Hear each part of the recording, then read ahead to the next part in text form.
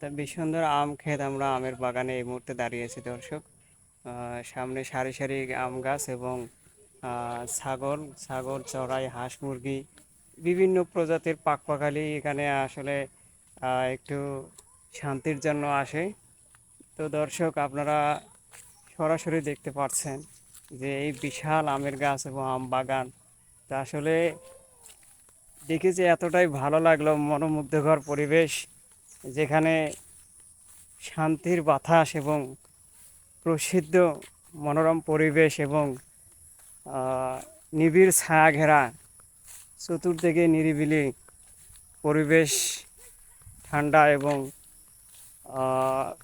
প্রাণটা জুড়িয়ে যায় আসলে এই জায়গাগুলো আসলে। তো দর্শক, এই ছিল আজকের মতো। তো সবাই ভালো থাকবেন, সুস্থ থাকবেন, আবারও দেখা হবে এই প্রত্যাশায়। আল্লাহ হাফেজ।